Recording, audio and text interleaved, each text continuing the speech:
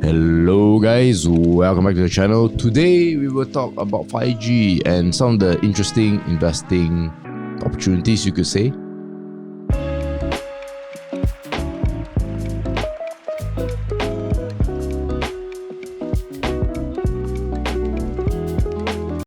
We don't own any shares mentioned on the slides, and as usual guys, now what we say is financial advice. Hey guys, if you're interested in building a 6 to 7 figure portfolio using the power of stock investing, head over to the comment section or the description to sign up for our free masterclass so that we share with you exactly how we do it. But before that, we'd like to share our thoughts on something interesting that's happening at Maybulk. So some context is that Jonathan here is a former proud shareholder of Maybulk. Not so proud. Maybe not so proud. Yeah. The last time, to just give you an update with Maybulk, is that they were selling off their vessels. Yes. Right. And the reason they want to sell their vessels is because at that point in time, around middle of 2021, shipping rates were quite high. Yeah. So the demand for these ships were also a bit high, and Maybulk realized after 10 years prior to that of a lot of challenges, they wanted to divest the business. Correct. So they got a pile of cash and they didn't pay it out as dividends, at least not the bulk of it. They didn't do any buybacks or anything like that. And of course, we've been waiting to see what they can do with the cash. And as of recently, they have decided with a new venture, which we'll talk about. But to look at the share price movement, it's up 8%. Interesting movements, but year to date is still pretty down. Yeah. But what is happening? Okay, so before we get, this is the general picture, the highlights of what I'm going to be sharing. So number one is that they have sold most of their vessels. So they owned about 12 in 2020, and now it reduced down to 2. So one vessel is they own, the other vessel they lease from a third party. Yes. Okay. And then the second highlight is that they actually cancelled a proposal to do grocery retail business. So in our previous sharing on Maybulk, right, we did mention that they were trying to venture into this grocery retail business, but then that one just cancelled out. And then the third one is that they bought this company called EMTS for 70 million. So what EMTS does is that they do shelving and storage kind of solution. Like you see those like racks, metal racks kind of thing. Yeah, in the industry, properties, you can see that there's a lot of shelving. So they are diversifying into that kind of business. And then the fifth one is their share capital. They plan to reduce it just to cancel off the accumulated losses in the company segment. And then the last one is that they actually is going to do a little bit on the industrial property development. But this one is more on the JV side of things. Okay, so the first one is the vessels. They lay back these 3 vessels. So it's Alam Kekal, Alam Kuasa, and the one that they are currently leasing is Alam Sayang. But they recently just announced that they want to sell off this Alam Kekal to this buyer, which is Tokyo Century. So they're reducing it by half, they're halving their... Yes, exactly. And then why they didn't sell Alam Kuasa, right? I mean, there's one more. It's because it's currently under a long-term charter to another third party, that Transport Co. So maybe once the leasing period is over, probably they have plans to dispose of this Alam Kuasa. But this is just my own speculation. They haven't really announced anything about that. Okay, so the second one is EMTS. So just like I mentioned, they're doing those kind of shelving, metal kind of like... It's completely different business. Yes, it's a very different kind of business. And then one cool thing is that they did mention that they're going to be receiving a guaranteed profit after tax of 6 million for financial year 2022 and also 2023. Now, they did also mention that if let's say they didn't hit this 6 million mark, right, the vendors will actually have to fork out money to pay Maybulk, to top up with that. So that shows their confidence that, or maybe there's just the terms and conditions with them.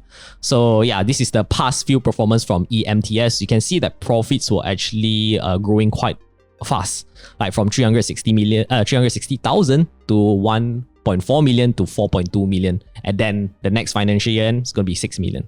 It's pretty impressive. Okay, so this is the overview on Maybulk's current business segment. Right now, you can see that there's a new business segment, which is the shelving and storage solution. So that one is about 200 24.9 million revenue, but then you can see the profit. The margins is not as good. Yeah, it's not really that good actually. Actually, if you 2 million divided by 24.9 million, I think it's around like 7 to 8%. Yeah, roughly around there. If my math is correct. And then shipping bulkers also. The last quarter, if I remember correctly, is about 70 million. So you can see that, it dropped more than 30-40% already, because it's a sign like they're trying to tell you they're trying to exit in this dry bulk shipping industry. And one good thing about them is that they have zero debt. The vessels. Yes, correct. So now debt is essentially gone and they have a lot of cash. So they did pay out in capital reduction, right? Yeah, so this one is, they are still in the... sorry, it's already completed already for this share capital reduction. So right now they actually managed to, I think, reduce it to quite a sum. So the reason is because their company segment is kind of like making accumulated losses. So they want to cancel this out just to reduce capital. Yeah, actually it's nothing really much. Yeah, and the final one is the JV, which is the Industrial Land Property Development. So what's interesting about this is that they are actually projected they're going to be collecting rental income on an annual basis. So they're going to be collecting about 33 to 36 million. So they're renting out the land, is it? Yes. They are going to build a warehouse and then they're going to rent like the warehouse. So this is like the feasibility study that they did lah. And then they say this is the rough estimation of that money they can make. But then you won't see this number until the first quarter of 2025, which is 2 years from now. And it is a JV, so which means that Maybulk owns about like 60%, and then another company, which is actually a related party transaction with the shareholders inside Maybulk, because right now Robert Kwok actually exited a lot of his stake from Maybulk already. And it's going to be changing to another guy, which is Datuk Goh, if I remember his name. Yeah, it's going to be in another slide. So this Datuk Goh guy, he's actually the founder of Eon Metal and also LS Steel or L Steel. Yeah, Leader Steel Corporation Berhad or something. Yeah, so it's going to be a totally new business segment already. It's not going to be the dry bulk shipping. It's going to be more on shelving solution, maybe steel, trading steel, because the Eon Metal and LC Steel are both related to the steel segment. So yeah, we shall see what they're gonna do. And yeah, so they are no longer gonna be called Malaysian Bulk Carriers Berhad. They're gonna change it to Maybulk Berhad. Fair enough. Yes. They should. And yeah, just now I mentioned about the new shareholders. So you can see that the Pacific Carriers Limited, which is under Robocox, yeah, he owns about this limited holdings. They will have a much smaller stake now lah. Yes, correct. To be exact, about 16.46%. So PPB Group Berhad is still there. But I'm not sure whether they'll completely exit out. But according to news, the source say that knowing Robert Kwok, they say maybe he'll exit entirely lah and sell his stake to someone else lah. Yeah, but we shall see what happens. So this is the final comment. Yeah, so we were expecting there will be no more dry bulk shipping. There's still 2 more vessels, one owned, one leasing. I think the lease, once they finish the tenure, they're going to cancel. The one that they own probably going to dispose of, and then maybe there's another round of I hope there's dividend. If not dividend, then maybe it's going to fund their new business venture. So their new business is going to bring in about 25 million. That will give you a forward PE for 2025 about 13 times for Maybulk. And then the opportunity cost is that Robert Kwok is exiting. He's no longer there already. But then in their quarterlies, they are quite positive because they say that they're going to be making better performance in the next third quarter as compared to the 2 quarters. So yeah, that's about it for Maybulk. Any comments? Right. I think what I like is the fact that they're not doing property development. Right. They're building a warehouse. Yeah, industrial warehouse. Recurring income. So I think that's a much smarter move.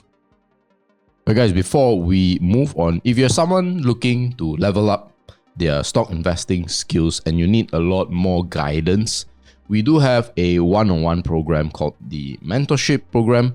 If you're interested, you can apply it in the comment section or the description. All right, so let's head on over to telco companies. Some context of my thoughts is never like telco companies. Yeah. Even though they are oligopoly, but their profits are capped.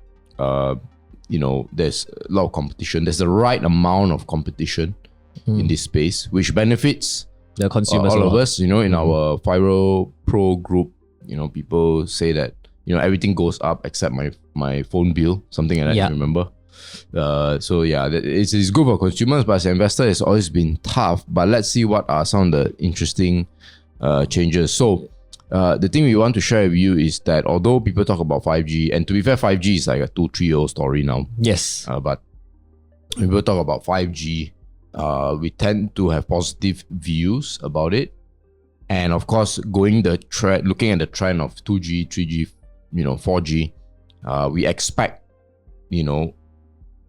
the price per gig to either remain or to drop. Yep. But it seems that it will not be the case. Yeah, correct. 5G. So at the moment, we are going to be expecting that Maxis and even Cellcom and Digi, they're going to be charging you a much more higher price, which is 10 ringgit and 20 ringgit more expensive than what you're paying currently. But in turn, they're actually going to give you much more data. Internet usage. So the ones, let's say you have like 30 GB, right? They're going to 2x or more the internet usage. Okay, so that means the full number will be higher. Yes.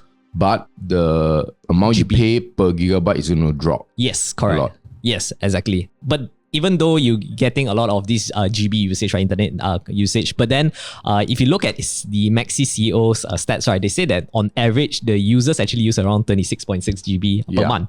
So you're actually getting about 100 over GB per month. Yeah, imagine that. So even though if you doubled the consumption right now, right, to about 53.2, it's still not enough to finish all of the GB data that they provided. So it's something like you are... I think you're eating more pizzas as you go. Yeah, then you need to. Yeah, you become jelak lah. So this is what is happening around. You have to force yourself to hit the gig limit lah. Yeah, there's so much. Yeah, exactly. The only comment I will add there is that is on the basis of current phone capabilities. So as we go into the future, and we've talked about this quite a few times already, augmented reality and virtual reality, AR, VR. If they come into, they're already in phones already, but if they come into it in a big way, let's say if you want to use your phone and, scan this particular house and straight away, on your phone, it will show you, oh, this house is worth this, here's the property agent, and things like that. I think when things like that come into, you will start to see this gig go up quite a bit. Correct. But it's hard to fathom like you have to 4 to 5 times the consumption your internet. But if you think about it, right, transport yourself back to 2010 and imagine you could tell yourself in 2010, you know what? Everybody using their phones will have a monthly usage of 26.5 gig a month. I still remember back in the day when, you could illegally download songs for a few KBs. Then you download a movie, it's like, wow, 1 gig. Whoa. Yeah. So and now our phone's just using it only, not downloading a lot of stuff, is 26, nearly 30 gig. So yeah, I would say if in 2010 you would find this number crazy, then whatever you find crazy today, it's actually 10 years time may not be that crazy because of technology advancement. Yeah, correct. Actually, that's a really very good point. So I just want to share a little bit of a fact on 4G in 2015. So if you notice that the price per GB, right, is back then 2015, digi, they are charging anywhere between like 11 to 13 ringgit per GB. And then for, like Hotlink also like 12 to 15. This is in 2015, by the way. So in 2023, you notice that the 4G actually reduced quite a lot. Yeah. Yeah, it's like, I don't know, like 14 now is like only like 1 ringgit to 4 ringgit per GB. This is a very huge, mind-blowing kind of thing, which also shows you that telco players are not really getting a lot of pricing power from here. Yeah. Technically, you are in the mercy on this. All of us are the consumers. And then for 4G, it's going to be largely cheaper. So from 1 ringgit to 4 ringgit, now you're looking at anywhere between maybe even 150 to even 70 cents per GB. So yeah, that's actually pretty crazy that we can see from 3G, 4G to 5G, the price per gigabyte, it's dropping quite a lot. So yeah, that's actually a pretty cool fact for you to know. And so you can see that this is the price action for these two companies. So far, after or actually before the news came out, the share price actually rallied quite a little bit from over here in just a few months only. Maybe because they are seeing that if they are able to charge more upfront, right, they That's can right. generate more revenue and potentially more profits. Yeah. And also because the OPEX and CAPEX, according to our research team, right, is actually quite lower to execute or to pay out for 5G as compared to 4G and 3G. Yeah, the cost is actually much more lower lah. So which means the profit for maxis and Celcom Digi potentially can make more in the future. Okay, and this is just a milestone for the 1G, 2G, 3G up to 5G, right? The reason why I want to show you this is related to the next slide I'm going to show you. So you just need to remember that 2013 is where we start 4G and 2021 is where we start 5G. Okay, so this is the thing that I want to show you is that if you notice, revenue and profit didn't really went up a lot. Yeah. Like 3G period is like about the same, 4G also about the same. Visually, right, here's how I'll explain this, okay? So Malaysia has a pretty small population and most of us have phones, right? Even people in the B40 segment have phones. Yes. So, and there's like, what, five different big telcos, right? Yeah. That dominates 90, well, we got more than that, but you know, they dominate 90%. So what happens is they will expand very quickly because everybody has a phone. Yeah. And then each one will take their own little kingdoms. And then in the quick expansion period is what you see in that small jump up. So you can see, right, in 3G, you see there's a small run up. Yeah. Here there's also a small run up. Yep. And the minute they fill up, then they start to stagnate and actually shrink a little bit until the next G comes. Then they can expand again. So it's always this expanding in the same pie, you know, because as they expand and when everyone is saturated, then the prices will drive down because of competition. So it's and you see, the only way for a company like this, I mean, just mathematically, right, to do better is if they raise their prices. Yes. Because quantity is limited. Correct. Yeah, we're in a Malaysian population. 33 million is the max already. Yeah, it's not like you're going to get, 10 new foreign workers and suddenly, you get that big boost. Yeah. Which is also why digi was so successful in the early days because they target the foreign workers. Yes, right? Correct. Exactly. So you can see that there's a huge jump yes. in 3G phase. So they targeted a portion of the market that really wasn't it was underserved. Yes. But what is this new underserved market that's going to exist? I mean, I can't. Yeah, similar. I mean, you can just look at the stats also lah. China tourists, who knows? That also. But yeah, you can see that pretty much 3G, 4G, the revenue trend, profit trend doesn't really like trail that much. I mean, you can because see you imagine from 2003 to 2011, if you transport back then, right, you will never imagine that a foreign worker, especially those coming from Bangladesh, Myanmar, Nepal, that they would have their own cell phones, let alone their own smartphones. Yet today, my mom's in F&B, all her workers who are from those countries all have smartphones. You wouldn't imagine, Yeah. So that's why they got that big rise. Yep, exactly. So this is just the final comments only on the telco segment. So higher price, actually it could mean more revenue for maxis and digi at the short term at least. And of course, there may potentially be more profits because the capex and opex per GB is far lesser than 4Gs. But then, if let's say the consumer starts to complain again because of payment upfront and everything or whatnot, maybe we potentially see a future price per GB reduce. If I had to bet, I do think revenues will rise, but it's so minuscule that, I mean, okay, to be fair, the revenues are already very big, right? Yeah. So every, even just a 5% percentage increase is good. But I as an investment, I feel that it's a tough one to make. But clearly maxis shareholders might disagree. But personally, I would stay on the sidelines. Yes, exactly. I'm the same as well. Okay, so that's about it for TW. Yeah, guys, just update. This is our FIRL Pro program. If you've been following us, you know what this program is about. But in short, it's something to help you shortcut your research, so that whenever you're looking at a company, you don't have to do all the hard work and do all the digging.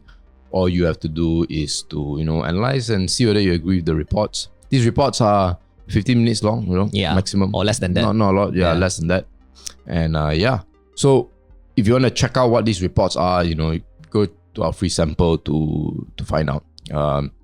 But whether you sign up or not, guys, thanks always for the support. And I really look forward to seeing you in the next video.